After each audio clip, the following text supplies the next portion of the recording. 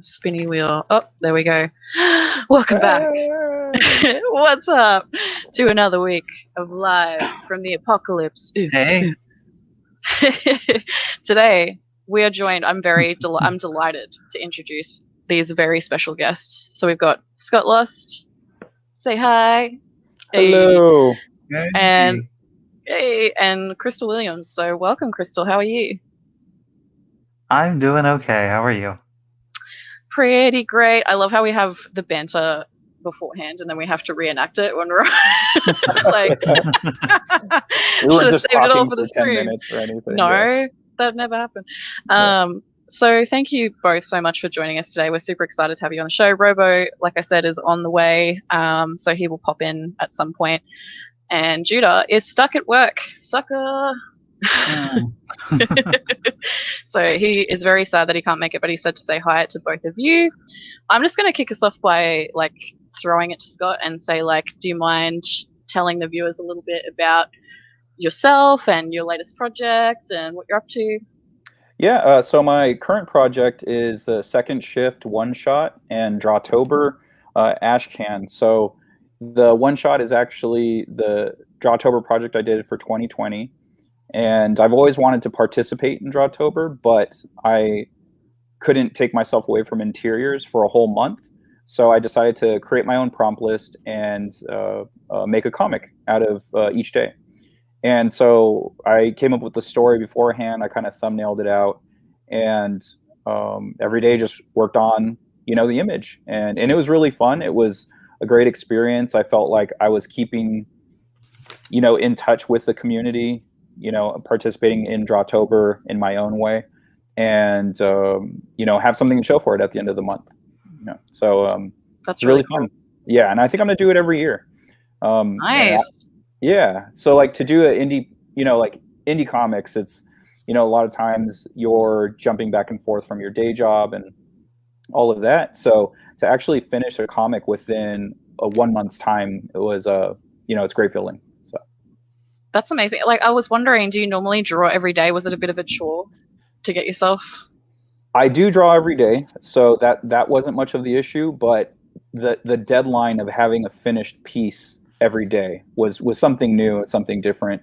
I have been trying to do this panel a day thing. I was doing that in 2019. It's just okay, just if you draw a panel a day, if you're averaging let's say 5 panels per page, I think it was 65 pages. I would have 65 pages at the end of the year. And so if you're doing a 20, 22 page comic, you have 3 comics at the end of the year. So for me, that's okay, that's great. That's a dream come true. That's me staying on top of things. So doing the Drawtober event, it kind of pushed things on a little further. And a lot of the images I was creating were full bleed splash pages. But wow. As I was going, I was trying to figure out, okay, what can I do to turn this into just a panel? And so as I was drawing, I was figuring it out, and I think I came up with a nice middle ground for everything. That's amazing. Also, I don't know if you noticed, but Robo snuck in with his sneaky moustache. What's up, Robo? I saw that sweet stash. So he's the villain. It was hard to miss. It was definitely I was trying to talk, but I was am I saying words? I'm just looking at Robo's mustache. I know, I get it. It's difficult. I just want to say a quick hi to chat as well, because we've got some people here to support our guests, which is awesome. Aramis, Jan Dodonna, I want to say, says, "Oh wowzers, these got lost. Time to prepare my favorite YouTube chair." That's awesome. Enjoy it. Get it. Diet Dr. Nope says, "Here to support my BB Chrystal." Fuck yeah. Welcome. Hi, where's Chrystal. that Silver Surfer dude? So Silver Surfer dude is at work like a bitch. No, he's gonna no, she's gonna make money. Sorry, Judah. Also, Judah's here. I'm imagining in his face. He's like, oh. Oh shit. And then he drops out. "Hey pals, Rhea looking stunning." Oh, now I feel really bad. Robo, where are your ears? They're behind here. They're in there. Nice. Glynis, you just got to say Silver Surfer and Judah appears. It's true. It is like a summoning spell. Yeah, it's amazing. With a really bad pun. That's right. Yeah. So, Chrystal, I want to ask the same question. Can you tell us a little bit about yourself, what you're working on, if you have any projects you want to promote? Sure. Hi, everybody. So my name is Chrystal, obviously. Some may have known me from my Twitter appearances and my current co-hosting gig on the Gals of Geekdom podcast, which I do every once in a while. It's on a little bit of a hiatus, but it's going to come right back. I'm also a writer, so I tend to write my own articles, usually having to deal with social issues or politics or whatnot. But I have done guest appearances and other things, including being a part of the Pride Month celebration a few months for Gaily Dreadful. It's a little bit of a smaller blog where I wrote about horror movies and stuff. It was a blast. Ooh, so That's awesome. I am a writer, and you can follow me on Medium, and obviously follow my podcast. That's all I'm doing right now. So, by the way, both of these creators have. I know you're all going to drop us a like on this video anyway because you're all amazing. But when you do that, check out the video description. There's links to these creators and their work. So if you want to follow them on social media or drop them some cash to support, that would be amazing and super helpful. Just depends what people can afford these days. I get it. We'll see how we go.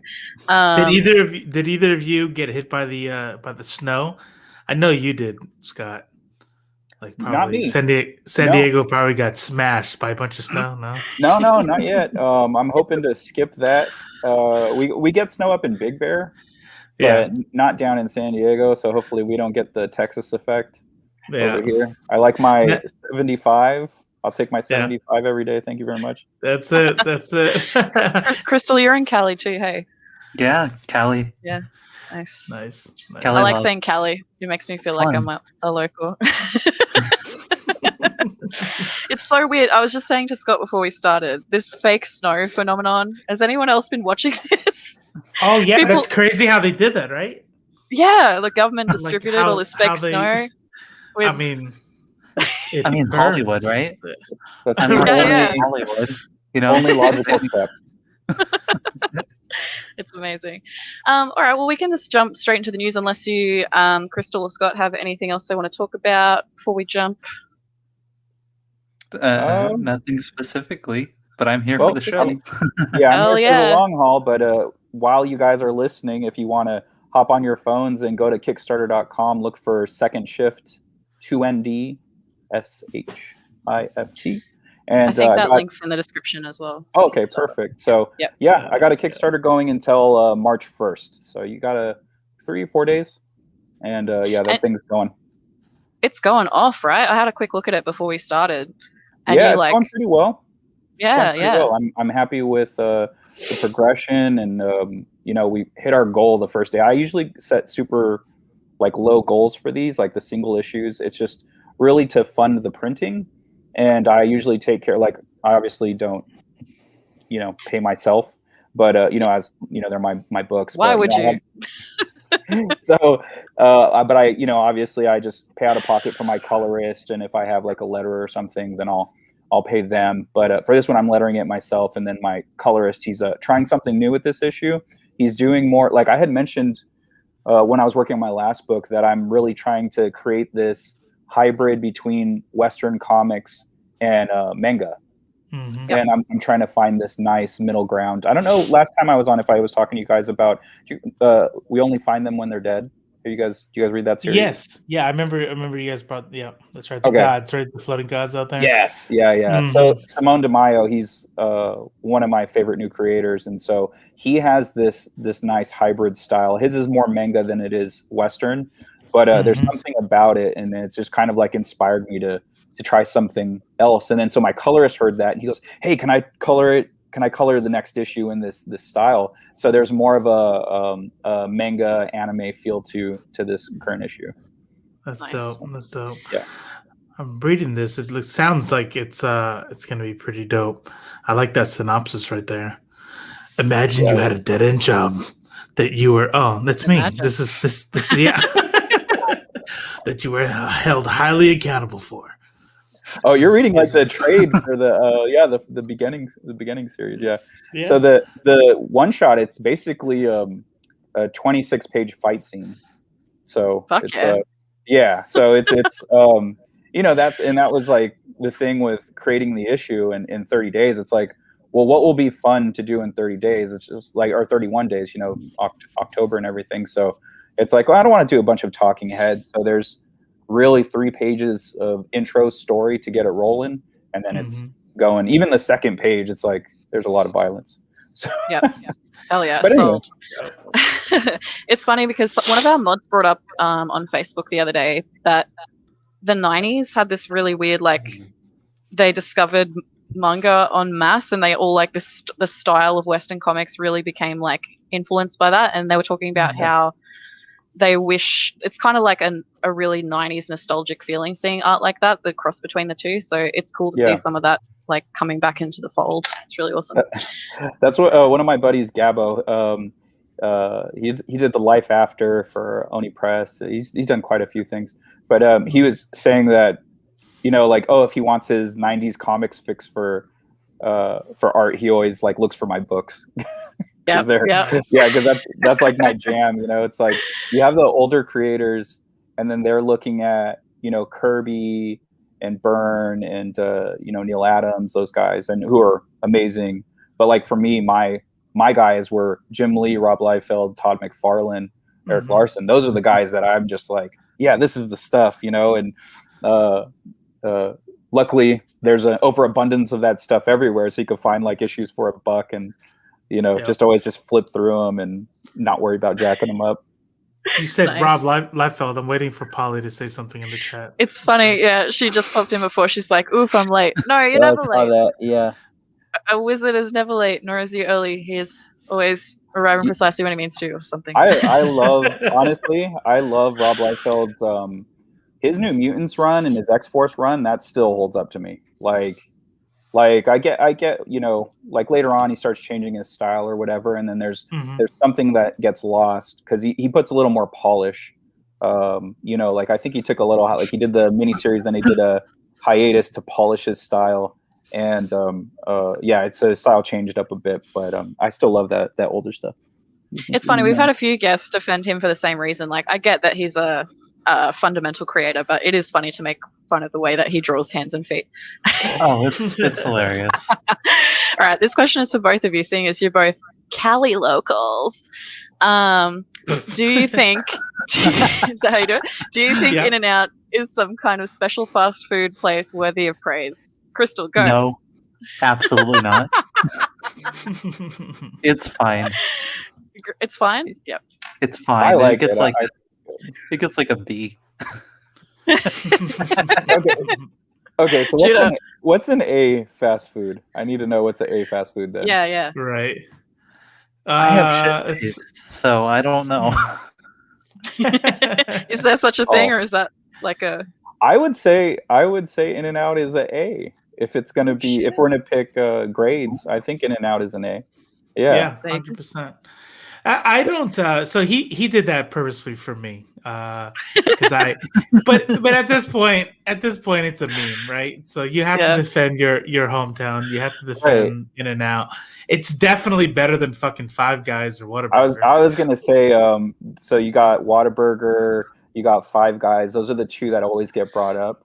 Yeah. And I don't think I've had Five Guys enough to say. So I can't, honestly, I couldn't remember, but I remember passing through, I think Arizona. I think we're leaving Arizona. I was doing a show out there, and they had a Whataburger, and I was like, "Hey, we got to go there. Like, I got to try that." My buddy always talks about it. He's from Texas, and I was like, "Okay, I got to see what all the hype was," and I had it, and I was like, "So it's Burger King." Yeah, there you go. Burger King. Yeah. Right on. The same little liquid smoky thing to make you think that it was grilled and all that. Yeah. So I wasn't buying the hype. Sorry, all you Whataburger people out there. But. I mean, if there's no animal style, then it's already substandard. So yeah. Chrystal, what's your death row meal like? You get to pick anything to eat before you die. What's your choice? That's a really difficult choice. Probably No a really pressure. good pizza. Nice. Ooh, that's good. What's the best kind of pizza topping? Be careful. Say pineapple. I like Say pepperoni. pineapple. Ugh, no pineapple. No pineapple. Never pineapple. Oh shit! Boo, Going boo. You might as down. well throw some sardines on there. Oh, what? Some No. I love garbage. sardines. I love pineapple. And Oh, garbage. shit. Garbage. What else? Nice. I see. Diet Dr. No. I see Polly's sorry, going in on. Oh, sorry about that. Go I'm for all moderating over here. Okay, and then so Polly is saying, it. I mean, What'd she Liefeld can say? change his style, but the anatomy stays the same. I get that. I understand that, and I don't disagree with it. Here's something I'll say, and I always wondered why he drew like the rib cage and like the. I always wonder why Rob Liefeld drew stomachs a certain way. I was like, why does he always draw it like that? And then I saw him one day without a shirt on. I was like, oh. Okay. Body positivity. Well, no, it's just no. So it's just okay. For instance, like when an artist, if you tell an artist to draw a face, like a nondescript face, like just draw me a regular face, they're more than likely going to draw their own eye shape and their own nose, their own mouth, their own face shape. It's just you. Usually, artists draw what they know, and a lot of default comes from just looking at yourself and knowing what you look like. So like when I was like, man, I was like, okay, I was like, he always draws it the same way though. But when I wonder why, and then he was out at the beach and I was like, he draws his own stomach. That's what that's, you know what I mean? So it's just like, I'm not being shitty about it. Am I allowed to cuss here? Yeah, of course. Okay. I already did. All right. Oh, I love it. So pineapple and pepperoni is the best, says Aaron. By the way, Aaron further up, I think, says Aaron. like Ola from San Diego. Yeah, yo, Scott. So that's exciting. Welcome. Oh, that's cute. Nice. Glenna says you can see the manga influence in later issues of Gen X. Judah Red says Michael Turner, baby. Polly says I can't share the GIF here. The GIF. I don't know what that means. Polly, help. Polly, I watched the first 2 episodes of season 6. It's okay, I'm still seeing it. I don't know. I've lost the chat now, so you guys will have to. It's gone. It's gone. It's off the rails. It's off the rails. Season 6. Aramis says, I'm pro pineapple on pizza and will not hide that fact. Me too, bud. Yep, same. Represent. It's okay. Pineapple. It's okay to And be garbage. No one's perfect. Yeah. All right. No one's perfect. Oh shit. Hey, I want to show you guys. I don't know if you've been enjoying this. We're just going to jump straight into the news, everyone, because we've got a lot to cover. And I just want to say right now, womp, womp, womp, WandaVision spoiler warning. If you haven't seen WandaVision, get the fuck out. No, I'm joking. You can stay. But, like, if you don't want it spoiled, we're going to show you the meme that's been taken over the airwaves. If I can figure out how to do that. Look at me go. Ready? Here I go. I'm going to share my screen. I'm going to share this. We're waiting. We're waiting. No. We're still waiting. Oh. We're doing it. So this is revealed. What do you guys think of that? Okay, so going to back to Rob Liefeld, I didn't know a ton about Wanda and Vision. Like when I was growing up in the 90s, the popular characters were X-Men. So I actually didn't know a ton about the Avengers. Wanda, Vision. I didn't know much about their past, but do you guys listen to Robservations? It's his podcast. Only when there's something that it's clipped. Like he says something kind of outrageous, and I go watch it just for that. Oh, I see. So for those of you, I know this is sounding like a Rob Liefeld interview show, but so his podcast is really good. He talks about growing up reading comics, and so when he was a kid, Avengers were the thing. So he has like a ton of history on it. And so one episode, he was just breaking down WandaVision. And he goes, okay, here's all these things that are going on that I've noticed. And like, here's the history of Wanda. And he had brought up Agatha. And he's just like, okay, Agatha Harkness, she is a witch who helped train Wanda. She actually raised Reed and Sue's kids. And, so there was a lot of information that was given to me through his podcast. So when that reveal happened, I was like, I know who this is now. So, yeah. But if I hadn't listened to that episode, it would have been like, oh, okay, that's cool. And that's my take. Yeah. Yep. No, it's like when I knew Agnes was sus, but that's the extent of it. Yeah, my Sorry, knowledge Chrystal, to interrupt you. of Marvel. No, it's okay. My knowledge of Marvel is not nearly as high as it is DC, but yeah, it was a great reveal. I just didn't expect it because I didn't know who to expect. I knew there was like someone or something controlling things, or at least making things more muddy. I just didn't know exactly what that would be. Yeah. And I still kind of, but is this feel like there's something more. Like there's something else. Yeah, I agree with you. I think it's too easy an answer. Like, and there's 2 episodes left to go. Right, and this it ended with that like catchy little song and stuff, and I almost felt like that was a put on itself. Like, yeah. But I noticed something when I was watching it because I'm more of like a film person, but I noticed it. I don't know if you noticed, but whenever they would be in the outside of the hex, the aspect ratio of the show changes. I loved that. So I noticed when she was walking through from inside the hex into the chamber or whatever, the aspect ratio like condensed to like show that, oh, this is real. Yeah. Got it. Good so I was like, oh, yeah, that's clever. That's a good catch. Yeah, I don't know how I feel about it. I mean, the fact that pretty much the entire internet that knows Marvel well called Agatha Harkness like pretty much right when Agnes came on screen, and then when they showed Agnes not have an ID and had the question mark, I didn't, because I'm not a huge Avengers fan, but I was like, oh, okay, and when they became Agatha, I was like, and I'm kind of with Chrystal here, where I'm like, I feel like there's still more to unravel here, because to an Avengers fan, Agatha was the obvious choice, right? And so for me, the only part that kind of like keeps me, and I know most people are tired of hearing it. I know a lot of people like, I imagine Judah and Polly, who's like, nope, this proves that this has nothing to do with mutants. It's not Quicksilver and all that. I'm kind of like, yeah, but maybe, right.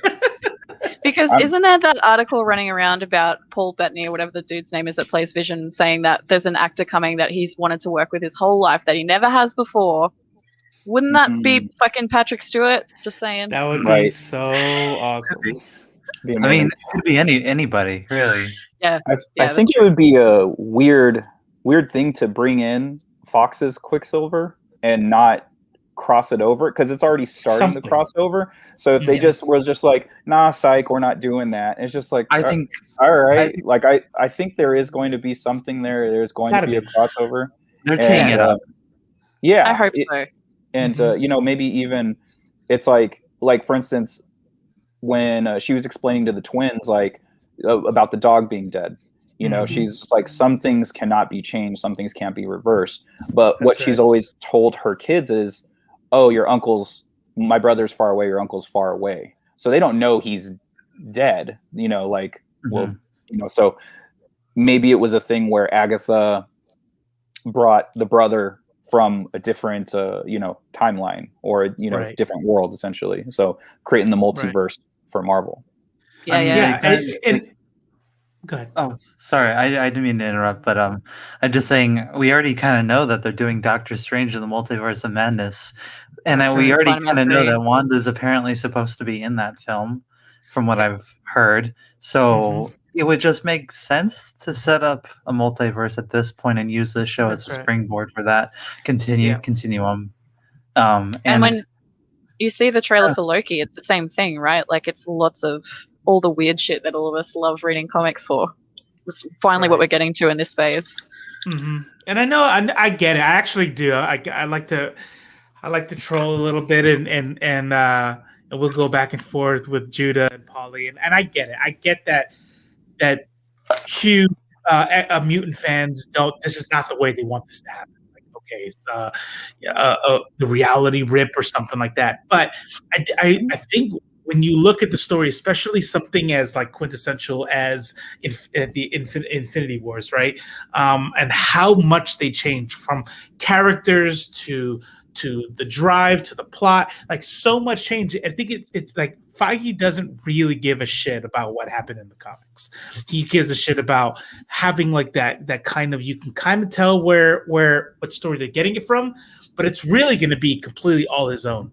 And so when we go forward from there, the fact that we have the snap that created a break in reality that weakened the material between the realities, and we still have that. I watched a YouTube breakdown of that episode, and one of the things that a lot of people missed was we have a what they call it. We have a an intrusion, right? And at the end of that episode, it's Quicksilver.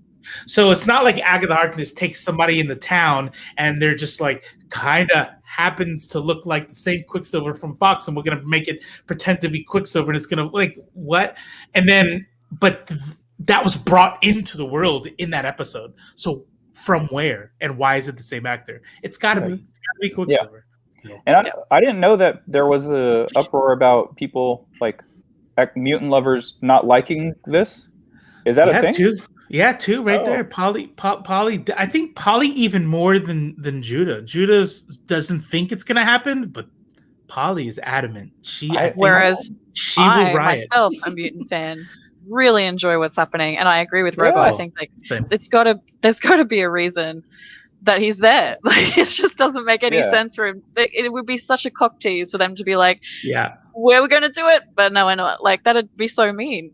Yeah, and it wouldn't make sense if they went away from it. It's like you've already made the leap, and I think this is a perfect way to cross over, the X-verse into the MCU. Like I'm super into it. I also think Disney's pretty smart, or at least Marvel Studios is pretty smart, engaging fan reactions and things. So even if they don't do anything necessarily related in WandaVision, like the reaction to that has got to be opening some ears, got to be. Right. They're starting to actually listen to social media and realize it makes some money. It's amazing. All right, I'm going through the comments real quick. So I just want to quickly go on Diet Dr. No because they said pineapple, bacon, jalapeno. I'm a monster. So good, by the way. So good. Yeah. Okay, so I saw that when you guys were talking, and it just jumped out at me, and I would actually like to try that. Oh, okay, you should definitely do it. And I definitely don't like pineapple on pizza, but pineapple and jalapeno, you get that? Like that sounds really nice together. Nice. And throw that sweet, delicious Nature's Candy bacon on it. And, Well, now I'm just hungry. Polly says, no but, Robo, no but. Glynis says, oh, wait, I want to throw this up because narcissism. Wait, where's that? Okay, here it is. A says, howdy, nerds. Catherine Hahn is the sexiest woman who isn't Helen Mirren or Rhee. So you heard it here first. And then Glynis said, which thank you, by the way. I'm flattered. Glynis says, Ace, Judi Dench. And Ace says, Judi Dench is in my top 50. Which reasoning is, you've got to take into account that Spice Girls, the Women of Living Single, every green woman from every movie ever, and all other 55 plus babes. Which fair, I get it. Yeah, thankfully you clicked on the next one because I was a little confused. Like Ace for me, especially in San Diego, means all you can eat, and then all you can eat Judi Dench, and I was like, what's happening? By the way, speaking of Judi Dench has a hot daughter that is on some quiz show. She's like a mathematician, and she's a babe. So she's I just want to let people know. She's Ace. She's an all you can eat, Judah did bring up a good point about mutants being a representation of someone who's always been there but been hated. Okay. I missed all that. If they're pulled from, what will be a dead horse, feed a fed horse here. If they're pulled from the Fox universe, right? If this is how it goes to the MCU, then they've had their history. We saw where they've been, right? Yep. Like it doesn't erase the history of the mutants from their world. It just shows how they got to the MCU. Right. It's still there. And and that actually works really well because if you think about it, it's like his memories and Wanda's don't match up. And so it's like, okay, well, Scott from this world is on this show with you guys, but Scott from Earth B or whatever is doing something completely different. He might look a little different. So when I think between this show and the Doctor Strange movie, they're probably going to bridge the gap completely. So like when Wanda sees Quicksilver for a minute and he's like dead and he has the bullet holes or whatever, it's just like, okay, did that necessarily happen with the Fox version of it? And so I think when the Doctor Strange movie happens, that's when like things start to change. And then that way they can recast the X-Men. So you're just like, okay, so some of the characters from this world look different than that world. And so you can start, swapping out actors. That makes sense. Yep. Oh, hey, did you guys see this? Really, I think I'm a bit stupid because I think like Snyder's really subtle in his imagery and it kind of just goes over my head. But I think he's trying to symbolize something here with this Joker image. What do you guys think? Oh, it's Marilyn Manson's touring again. There it is. That's what it is. Is that the new album? Yeah. It's called "I'm a Rapist Piece of Shit." That's Marilyn Manson, right? Yeah. I was like, what happened with Jared Leto now? Yeah, I was just like, what happened now? I'm just pulling more 90s references. What happened to you? I know, right? Yeah, Marilyn Manson. Jesus. I thought the Joker was supposed to be funny. No, he's supposed to be super serious, and you're supposed to always see him getting sour and looking off into the distance and saying memes, but saying them in a very serious way. We live in a society. Wait, time out. Do we not like Heath Ledger's Joker? I do. Yes. Heath Ledger's great. Yeah, absolutely. Yeah, but okay. I mean, like, the line wasn't a meme. Like, now it's a meme. It became a meme because of the movie. It's not like they pulled a meme to put into it, and it made sense in the movie. And Ledger's Joker still joked. He was still funny. That's true. Because I was gonna say, like I'm okay with dark and gritty. Like I want dark and gritty every day. That's where me and Judah agree on that stuff. Everyone's like, oh, I'm so tired of the dark and gritty. You give me dark and gritty, fucking everything. But Superman, here you go. Dark and gritty. Martha, why'd you say that name? I was like, yes, best scene in cinema forever. No. And the Kents were the worst. Jonathan Kent. What am I supposed to do, Dad? Not save these kids? No. Maybe. Exactly. Get out of here. You're not Jonathan Kent, you freaking imposter. Jonathan Kent would never say that. By the way, I am going to freaking traumatize you permanently because you're going to watch me just get murdered by this tornado. So you just sit there. You watch what's about to happen. It's like, don't listen to anything that Jonathan Kent says. He makes terrible decisions. It's bad. Yeah. Very bad. Well, I know my son can super speed over here and get me out of this car, and then we can kind of make some kind of excuse why I didn't die. Or I could just die. Toxic masculinity. The ultimate toxic masculinity, where it's just like, your trauma will actually make you a stronger person. Mm-hmm. Yep. Truth. It's the truth. See it all the time. So are you guys going to watch the Snyder Cut? Because I'm being forced to. Okay. I'll watch it. I'll watch it at some point. I might watch it in little bits at a time. 4 hours is a long time to sit through something. I saw an article the other day that was like, you need to watch it in 4 1-hour chunks. And I was like, so you're saying it shouldn't have been a 4-hour-long movie because it's boring. That's what I'm taking away from this article. To be fair, they said the same thing about The Irishman. They said how to watch The Irishman. I still haven't finished it. I watched half of it, and then I watched it in like 2 parts because, man, that movie's 3.5 hours long. Yeah. Do you know what you can sit through that's 4 hours? Lord of the Rings, because it's good. Maybe you should just make a good 4-hour movie, Snyder. I don't know. 4 hours is a long time for something. Like, I watched Hamilton in 2 parts, and that's really good. But it was still quite long. So at intermission, I was like, I think I'm cool for today. And I turned it off, and I picked up the next yesterday. No, that's fair.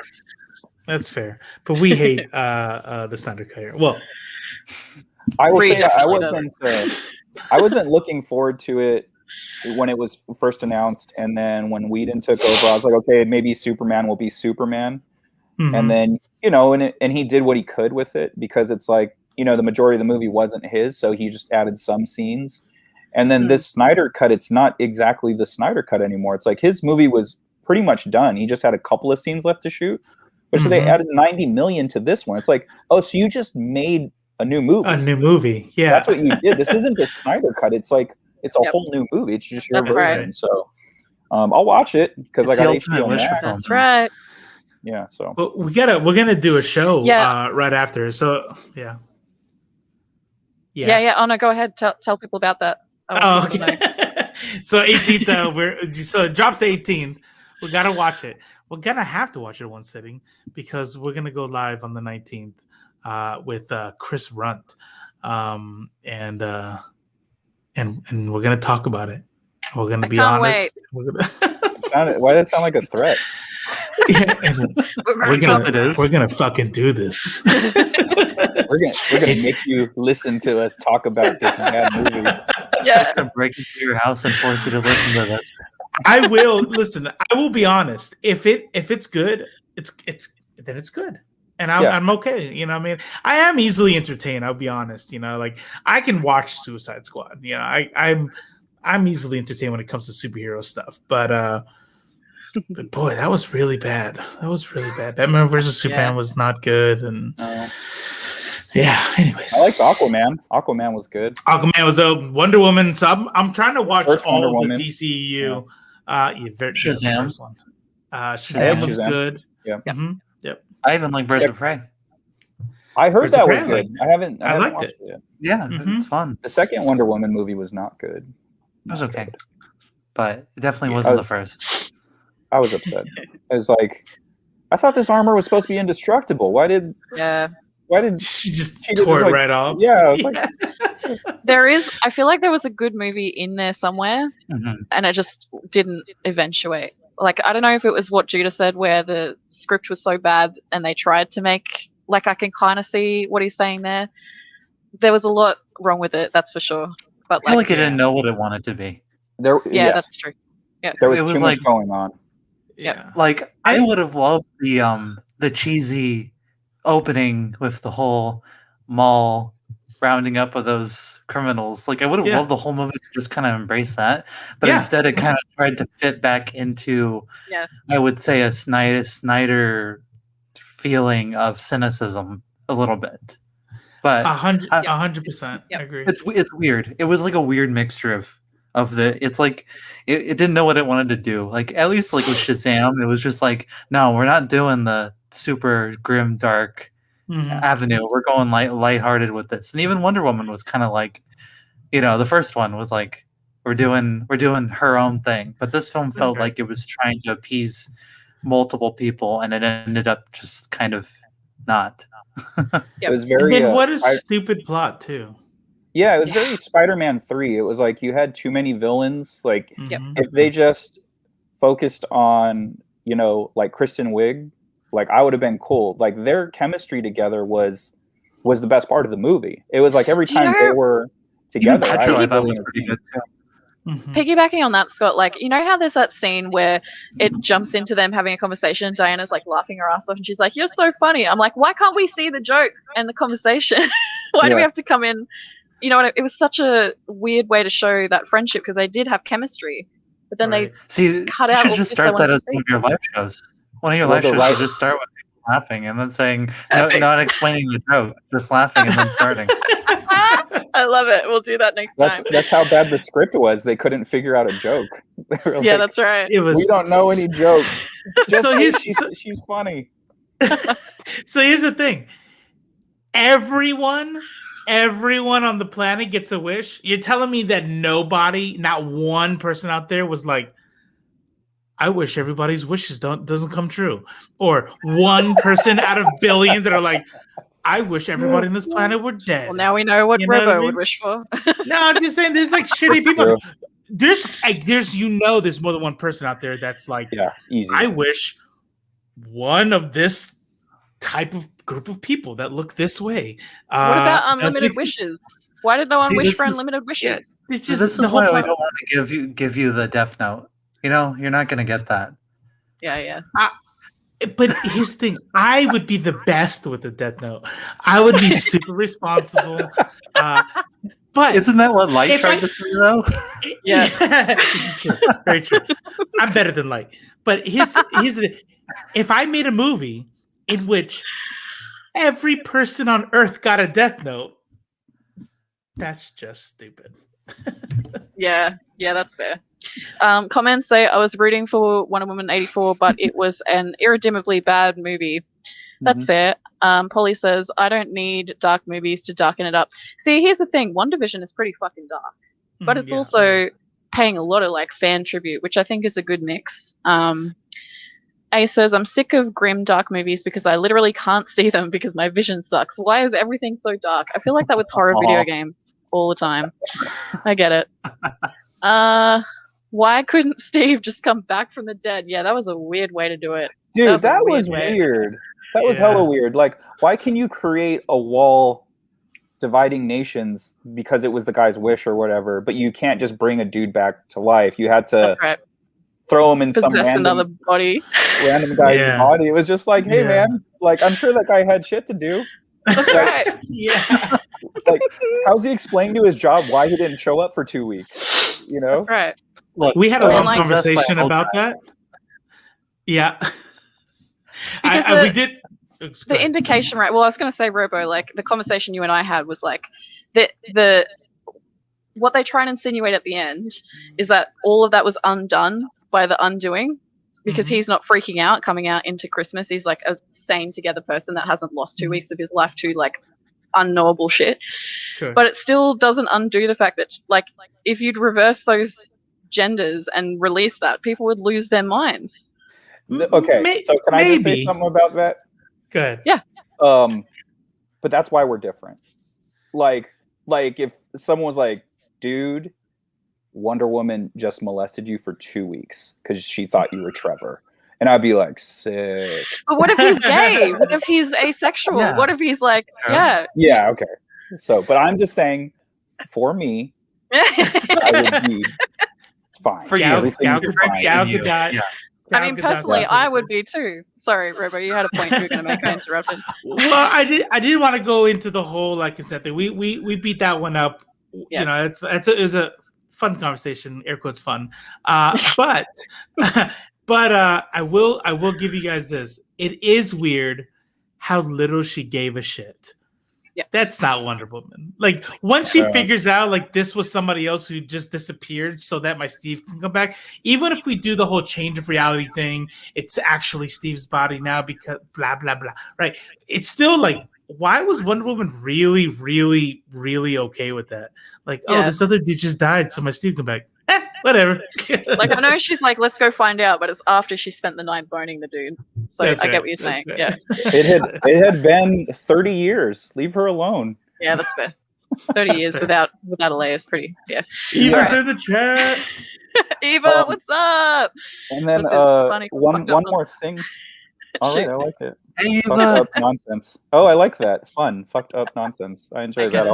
I'll be using that. Yeah. Sorry. Last thing on Wonder Woman. Lack of 80s music. Why was there so little 80s music when it was titled Wonder Woman 1984? But 84, right? That doesn't make sense. Why would you not do that? That's stupid. So you could have an opening in a 1980 style mall, and that was another thing. That was another thing about the movie that was really uneven. The whole fight scene in the beginning. She's like beating them up, but kind of not. Like when they're about to hit the ground or the wall, she kind of saves them with the lasso. That's right. And then at the end of the scene, she throws them out the window onto a cop car. I was like, what just happened? Right. This doesn't make sense. It's another Batman bullshit. But yeah, I getcha. All right, I'm gonna skip us over into new Superman and Lois, which came out this week on CW, and people love it. I was trying to find a picture of like they've got some homages to the original suit from Action Comics issue 1, and they've kind of recreated him lifting the car in the shot, which is pretty fun.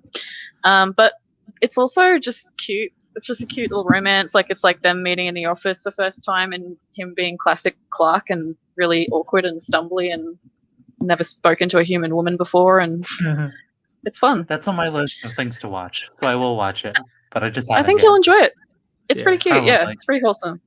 Is this I watch all the CW? other Yeah, it's CW CW. so I'm so. You watch all the other ones? CWs. most of them. But yeah, I watch Nice. Flash, and I watched Arrow all the way through, and the Sweet. crossovers and all that. Like I said, What's your favorite? DC of the shows? Yep. Well, I think overall, I think I would have to choose probably Arrow, but I do appreciate that Supergirl's been getting better every season since its first one. I appreciated they did an entire season taking down the alt-right, which was Nice. awesome. And then they introduced the first trans superhero, like on Oh, TV. cool. Yeah. Awesome. Yeah, sweet. So, I mean, I'm praising Supergirl more, but I think overall probably Arrow, just because. Hey Eva. So yeah, I don't know. I like the shows. They're kind of a weird mix of like good moments and some bad moments, but like when they work for me. So I love the crossovers. The crossovers are fun. Crossovers are great. Yeah. Yep. I like the Flash. Flash is my favorite out of all of the Flash CW. is great too. Yeah. There's just something like the first couple of seasons of Arrow was really, really good. I really liked them. And as the seasons went, for me, as the seasons went on, they lost interest. I lost interest in them. Yeah, that's but fair. Flash was so upbeat. It was so different. Like when you're in that Arrow world, like everything is brooding and he's always beating himself up over everything. And then you get over to Barry, and Barry's like, "This is awesome. I love being the Flash." I was like, "Yeah, that's how I would be. I would love to be the Flash too." So it's just I think it's a personality thing. It was just like I identified more with Barry's way of handling things. And then as those seasons went on, he started doing the everything's my fault and blah blah. I'm like, why are we doing this? Like, just everybody be cool. Just everybody be cool. And, just be chill.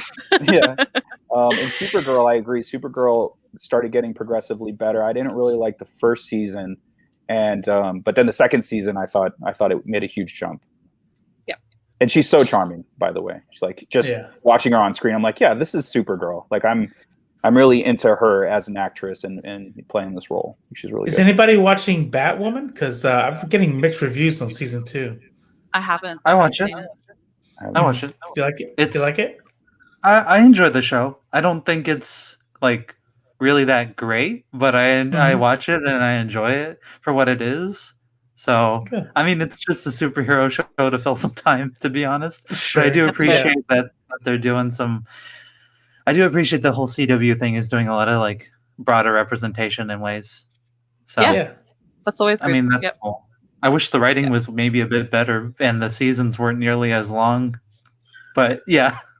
Yep. That's a common Is complaint. it the worst out of? Oh, sorry. Is it worst out of all of the CW shows, or where do you rank it with the other shows? Somewhere in the middle, I would say. I mean, like the worst. I mean, I guess that's hard to like put like a worst one because I do enjoy them, but they all have their own faults, you know. Like I don't love any of the shows besides when they do the crossovers, because the crossovers are a chance to them to just like throw everything at the wall and have fun with it. So I mean, I guess maybe that was the worst, but like I think when they had all the shows going, I think certain seasons of Arrow were the weakest. Even though I said Arrow, I think my overall favorite, I think when it was the lowest, you know. So I'm gonna have to get drunk and watch all of them in one big hit, I think. What did you guys? Yeah, I'll see you guys in a few months. Did you guys see this today? No Way Home. No Way Home. Did you guys watch the little teaser trailer thing they did? No, I don't think so. Yeah, they did they did a thing where they were coming. I think it was out of the director's office or something. Like that. Yeah, I did see that. Yep. And then Tom Holland was. They were talking to each other. They were like, he keeps on giving me the wrong title. Why would he do that? And Daya's like, because you spoiled the last one? Yep. Yeah, I like it. I like that stuff. I like when they're meta like that. I enjoy it. I wonder what they mean by No Way Home. Multiverse shit. He's stuck in the multiverse. Hopefully. He's stuck in the Sonyverse. I posted that little trailer on my Facebook page, and we had a nice little run of people making fun of the name. Just like Peter's Adventure in the Trailer Park. It's Spider-Man Mobile Home. Mobile home. Nice. Yeah. So there's just a bunch I love it. Everyone was just putting a bunch of different ones. Yep. Spider-Man. Wait, no homo. What does that say? Copyright issues. Where's that? Bottom center. In pink. Oh, there it is. Oh yeah, Home Alone. Home Alone crossed out. That's funny. Yeah, this whole whiteboard is great. I like it a lot. Oh yeah, that was actually one of the ones people put was something about Home Alone. Let me find it. Stay at home. Stop. Hard pass. My buddies put I can't wait for Disney Plus Christmas special Spider-Man Home for the holidays. Yeah. Spider-Man : Home Alone 3 : Found in New York. Yes, I love that. Amazing. Spider-Man Old Folks Home. I would be into that. We need more older superheroes, in my opinion. Like, I feel like that's a thing that we need. Spider Hombre 4 : Home on the Range. Oh my god, amazing! Hey, Chrystal, I know that you only had an hour. We're coming up on that time frame now, but we've still got a few more news items to go. Did you need to leave the stream at all? Oh. Chrystal left. Maybe she's way ahead of you. Oh no. The jig is up. The jig is up. Chrystal, are you there?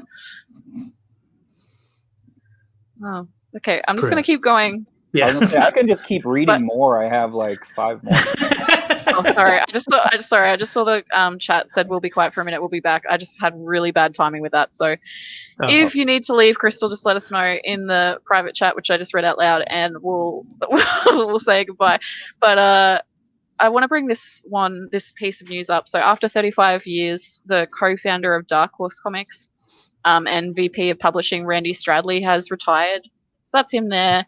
I just want to go over the story of how they started because I thought it was really cute. In 1985, comic store owner Mike Richardson approached his friend and Star Wars comic writer for Marvel, Randy Stradley, with his plan to create a comic book publishing company. The idea was not only allow writers and artists to tell the stories that they wanted to tell, but to actually own the work they created. They pasted up the first issue of Dark Horse Presents on the counter of a comic shop, hoping to sell 10,000 copies to break even. Instead, the book sold 50,000 and birthed a publisher. So that's pretty cool. Yeah, very cool. Nope. Yeah. Congratulations on your much earned retirement. Yeah. It's weird to see. Scott and I were talking about this before we started, like the extent, like the history of publishers, I guess, like, and how weird time is and how relative time is, because how long have Marvel and DC been around? 80, 100 years? It feels like something like that. Yeah. And Dark Horse is 35. And then there's other ones coming up like Aftershock, which only started in like 2015 or something like that. Mm-hmm. Yeah. Yeah. Well, and then your thought that all right, I'm going to go to this logo because why not? And your thought was Dark Horse was a lot. Say that again. A lot younger, right? Like you didn't think it was that old, and I thought it was way older. Yeah. And it's just that's our age gaps. It was like, well, it's weird though because you're younger than me, so you should feel like it's like hella old. Thank you so much for saying that. If you could just let everyone know, I actually turned 21 in 6 months, so we could just. Hey, the other cool bit of news that I had was this Artists, Writers, and Artisans Studios, or AWA, AWA. It's under the editorship of Axel Alonso, and they released a new video at this year's virtual Comics Pro. So they had a whole video where all the writers thanked all the retailers and showed their upcoming series. And there's really cool shit. They've got science fiction thriller Man's World, season 2 of Zombie Apocalypse Saga Year Zero, feminist science fiction Western redemption, teen superhero saga erratic, time travel heist comedy Marjorie Finnegan. There's a whole bunch in there, and they all sound great. But the creator list is huge and includes also people like Garth Ennis and Christa Faust. So that's exciting. Are you guys going to read any of that? The Christa Faust one. So she wrote, what is that? Bad Mother, right? I think so. Really good. And this is a new. Is this a new comic company that's being put together, or it's just like, what is it specifically? I think they're a publisher, aren't they? Yeah. So this is the company. Okay. Yeah, this is the publisher. Yeah, if they're going to be a publisher, and they've just. I don't know if they're necessarily new. Okay. If they got just got a some new, interesting looking art, that's usually kind of my jumping on point is the art. So I'll pick up a bunch of different stuff when I'm at the comic shop. I'll pick up pretty much anything. Aftershock, Scout, Vault. Those are new companies that I've been looking into. Like I can't remember. I think it's Vault, maybe Aftershock. Scout's Honor is a new book I started reading, and I love it. It's fantastic. And and for me, it has to be the art. The art has to jump out at me. It's like, okay, can I just, like, if the story's bad, can I stare at it for 22 pages? That's it. Yeah. That's my barometer. So I just picked up this one from Vault, Hollow Heart, and I really picked it up because of the black and pinks. And it's cool. really. Can I make you big? Hang on. Make me big, Ree. How do I make you? Hey, take it easy. There we go. This is a family program. Yeah. So basically, bottom line is, we don't know so I have a feeling that this individual used to be human, but he's owned by this company, and it goes through his maintenance person, kind of. What is it? Like, I don't know. It kind of treats him like a pet, and is starting to catch feelings for him, even though the big people just look at him like property. So it sounds pretty. It's beautiful though. It's beautiful. I really like the colors inside. Nice. Yeah, that cover looks great. I like it too. Hey, speaking of good art, do you guys read Oblivion Song? I have read the first 4 or 5 issues. I always say episodes, but I've started collecting them again. So I'm trying to fill in the gaps, and then I'm gonna go back. But I did enjoy it. Nice. Anyone else? Campbell cover? I haven't read it myself. No, haven't read it. Looks not. The cover's cool. Yeah, it's really awesome. It's really, like, I'm a big Kirkman fan. I don't know how you guys feel about Kirkman. You into his stuff? One of my favorite writers. Nice. Chrystal, what do you normally go for? Like, are you indie, DC? What's your... When I do read comics, it's generally just based on, like, most of the time I read things based on what's getting an adaptation, but I also will just read anything that's interesting. So, I mean, I'm several years late to this, but the last thing I read was Gail Simone's run on Red Sonja. Sweet. Oh, I love that. It was so good. That's such a good place to start. Everything's going to suck after that. I mean, I've read comics and stuff, but I mostly like go for like whatever's a classic, So like I'll just get a collected work of a classic and go for that. I wish I could be a little bit more consistent with reading new stuff, but it's generally like if I can like finish whatever is there and you give me a lot of time to do that, I will do it. Yeah, I'm so behind. I've only just started on like all the future states today, which are really dark, by the way, guys. Thanks for the warning. Are they? Yeah, some of them are really... Like, I read Aquaman issue 2 this morning, and it was like full-on Saw scene in the beginning, is all I'm going to say. Oh, that's right. He dies. That's right. I remember. Excuse me. So the reason I got this up is so when I say they, Robert Kirkman and Lorenzo are going to finish up Oblivion Song with issue 36. He says, if you've been paying attention, to this build-up of this story from arc to arc, you might have suspected that we were nearing a natural endpoint, and we are. Issue 36 was always planned to be the final issue. When we conceived of the series, I thought of it as a trilogy with 12-issue arcs. Looking back, you can see the time jumps. That was by design. So, yeah, that's happened. Oh, very cool. Yeah. I was thinking, I was like, man, 36, such a weird number. And then he said 12-issue arcs. I'm like, never mind, it's perfect. Yeah. It's funny how, like, when you're thinking about drawing stories, Scott, do you think in like chunks of, like you said, how many pages did you say you work on a year? 65, something like that? 65 a year, yeah. Yeah. Well, depending on the story. So Second Shift is a superhero book. A lot of character development and everyday life stuff. But that it's kind of like, it's like an evergreen thing, it's just like, it's going to be continuous. Like I have an end if I wanted an end, but even that ending would be like, and they keep living their life and doing their things or whatever. I have another book, Wanderers of Melisande. That was the last time I was on here when I had that. That's right. Yep. And that one has a natural ending. So, I do think about it in like, okay, I think we can tell this story in, 40 issues or 30 issues. Whereas Second Shift, it was like, if I was just to hit a natural stopping point where they can just continue on, it would probably be like 30, which is kind of weird when I said it's a story that can just continue on forever. But if I was to stop, I'd probably stop at 30 because we have storylines planned all the way up until 30 as of right now. So yeah.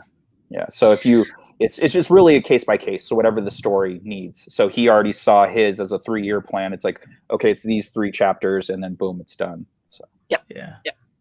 Just quickly before I get into this next one, Marvel is also, for anyone that's reading like Venom, King in Black, they've pushed the release date back for a lot of those titles, like the final issues and Fantastic Four, and they didn't say why, but they've just done it. So just so you guys know, they're going to be like a month or 2 late. But Rat Queens, if anyone's into that, I love it a lot. Even though the original artist went to jail for beating his wife, but they replaced him, so it's fine. And you can separate the art from the artist. It's all good. But it's not the character's fault. They didn't do it. That's right. They're in their comics minding their own business. That's right. I agree. And like some of the art that was followed up was really, really awesome. And if you haven't read it, you should check it out. It's for filthy-mouthed D&D adventurers going out doing cool adventures and shit. There's a board game. It's called Rat Queens, the board game. And it's on Kickstarter. It's from Deepwater Games. It's deck building. It's for 1 to 4 players. It's got cooperative mechanics. So you like manage the relationships between the queens and suffer the consequences of their chaotic actions. Nice. Which I'm pretty excited about. Cool. Does anyone here like board games, TTRPGs, kind of stuff? No, I've played a little, but not too much. Just when other people have it. Yeah. Robo, you should tell people about what we're playing at the moment. Scott was about to tell us how much he hates board games. Do you actually? No. I was just being a dick. I was just like, no, next question. Next question. Board games. I hate it. It's super cool, though, like, if you think about it, like, looking at that board game right now, if you knew someone that knew how to do 3D sculpting, and someone else had a 3D printer, you could make that game right there. Like, any one of us can make that game. And it's so cool that, like, this day and age with technology, what's available to us, what we could actually do. So very cool. That's right. Yeah. Even though board games suck and no one likes them. Yeah. We're starting a little role-playing campaign driven by Glynis's partner Dakota for Star Wars 5e. So it's a D&D set in the Old Republic world of Star Wars, and it's gonna be sweet. It's gonna be sweet. It's my first tabletop role-playing experience, so we'll see what happens. It's gonna be sweet. Very cool. Yeah. What's up with Eva Webb? Sorry, Eva I should Webb read the comments too. in the comments, she hates all crows. Apparently, all crows are bastards. Hateful crows. Like, what did the crows do? Why? I don't know. I mean, because they're so smart. Your shiny trades. What happened? So smart. Glenna says, "Rat Queens." Ace said, "Imagine being alive in 1985. I can't imagine being that old." Thank you. One day. Jesus. Damn. I love it. Time catches everyone. Oh, me and right. the Robo Strange were on the same page there. I was 5 in 1985 as well. Yeah. Nice. The That's big such 4. a good way to Oh, remember what? age. I feel like your parents were really organized, and they were like, "All right, we'll have them on the decade year," and then every time they calculate age, it'll be super easy. I feel It's really so easy. bad. My daughter was born in 2000. I was born in 1980, and so I feel bad for all the other like weird numbers. I'm like, how do you know how old you are? Like you don't. My memory cannot be trusted. So I just need to know what year it is. So it's just like, that's what year is it? I was like, what or in year, the future. Yeah. Right. Like how old are you going to be in 2072? Everyone else has to do math in their head. Yeah. You know? Screw those people. Them and their math. Amazing. Mine just adds 20. Sorry. Eva says the crow thing is a Batwoman reference, so I think that's what that was about. Okay. Not just slandering me and Robo. Yeah, that's. Or that was just a bonus. That's a bonus. Yeah. The twofer. So the last piece of news. Well, I was going to talk about Walking Dead wrapping up, but is anyone still watching Walking Dead? Be honest. I fell off. Yeah, same. I fell off. Negan was too much. I don't like being stressed out when I'm watching TV. And he felt like, so there usually feels like there's rules to TV, like in movies and stuff like that. And I never felt safe when he was on the screen. And it was just like who's going to die? Right. It's just like being around a giant dog that has anger issues. It's just like, you don't know what's going to happen. Like you can't turn your back on it. So I just didn't like that feeling. So I had to stop. I was like, I'm tapping out. I can't do it anymore. I think my issue was the seasons were too long. Like they let things drag a bit. I wish they got to more of like the big events, or at least I feel like when you're trying to do like 16 episodes a season of a show that's like constantly about being cynical, it's a little bit exhausting. I think like a good 10 episode arc per season may have been a better. It was too repetitive for me. Like how many times can you be in the forest and have zombies suddenly sneak up on you without making any noise, and also go into a settlement and be like, oh, the settlement wasn't trustworthy? Like how many times can you do that? Yeah. A lot, apparently. Oh no, the zombies are coming. The horde. Like I'm still upset. Like I got, well, it sounds like everybody quit, but I know that Jude, I don't know who else has read the whole comic series, but really, now The Walking Dead is one of those kind of shows where I truly planned to go back and actually start watching it again.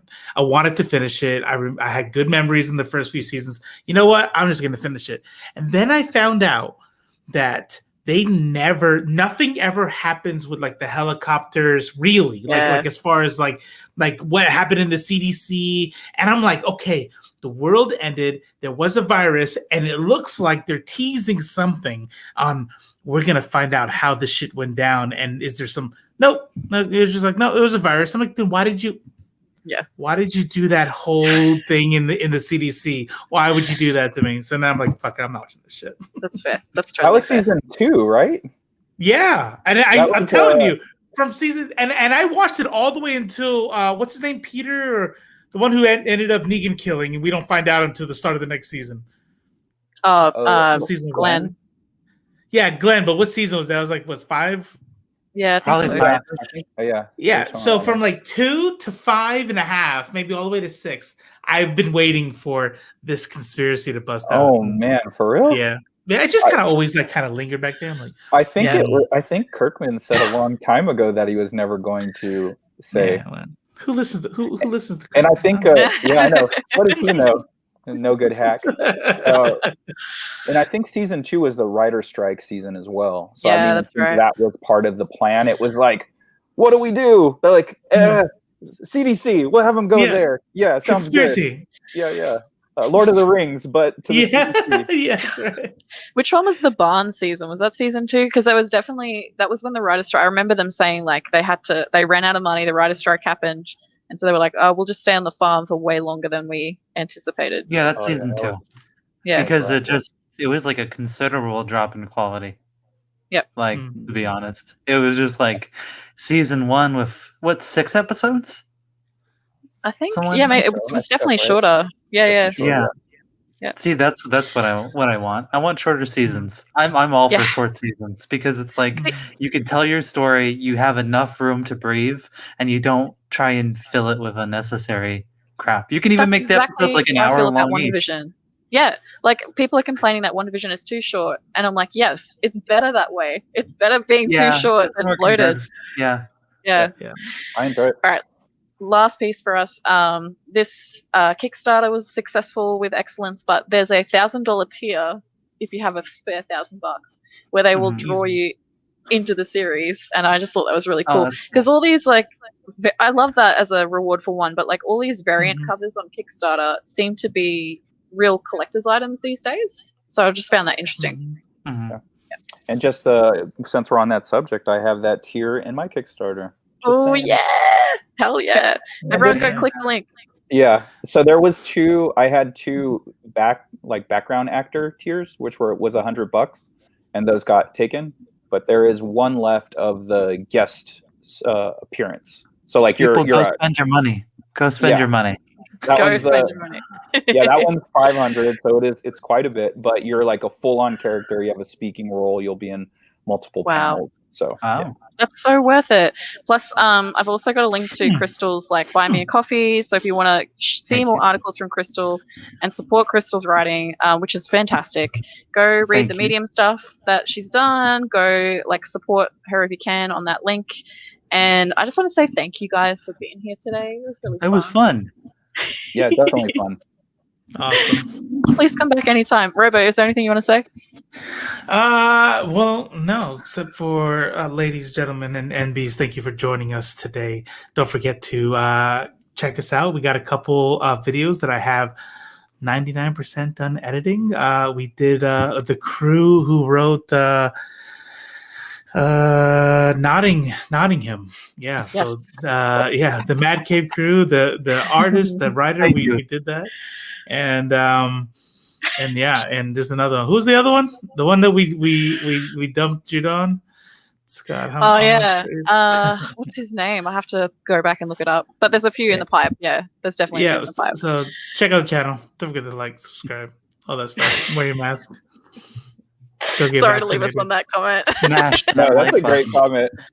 It's like too bad he didn't get to the background character tier. He could have been like dying and going, "Oi!" Yeah, Oh, oi, God. oi, oi. And, All right, I'm gonna- that'll be Judah Rez claim to fame. Like, so this is guy Scott Lost. I got him canceled, and because I bought a tier and he did it, and now he's fired. Yeah. Oh, He didn't man. seem to care. For some reason, he drew me with long sideburns that were curly and Yeah. That's the heck. I Wait, which just- kind? also, Which kind, Judah? You have to be specific. which kind? Oy vey, these Oy luckers are vey. so crazy. Oh god, we're gonna get cancelled from this episode. Yeah, I'm so sorry, but chat, thank you for being here. Everything Robo said. I hope everyone has a great day, and I'm gonna click end. Oh and wait, it's hold gonna on! do Don't click end Cool. yet. Don't click Okay. end. I Okay. also do. If you guys like hearing me talk about comic-related things, I have a podcast called Making Comics. Super easy to Awesome. find. So it's on any kind of wherever you listen to your podcast, the podcast app. Making and all of that. comics. Making Comics, super easy. Awesome. So me and my buddy Keith Foster, we do it every week. We release a new episode on Monday, and we go through our week of what we did to make comics. And yeah, so Thank you for That's reminding me, dope. because both of you have awesome podcasts. Sorry, Crystal, what's the name of yours again? As For well, which one? for your podcast on comics. Is it? Oh, it's the Gals of Geekdom.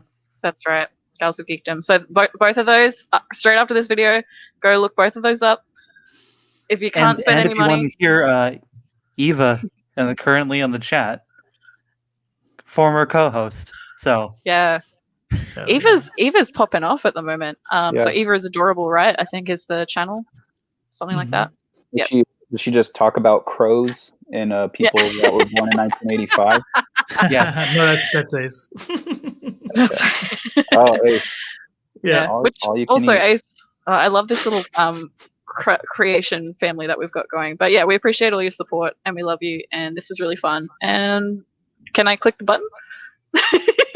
Yes. Bye, everybody. All right.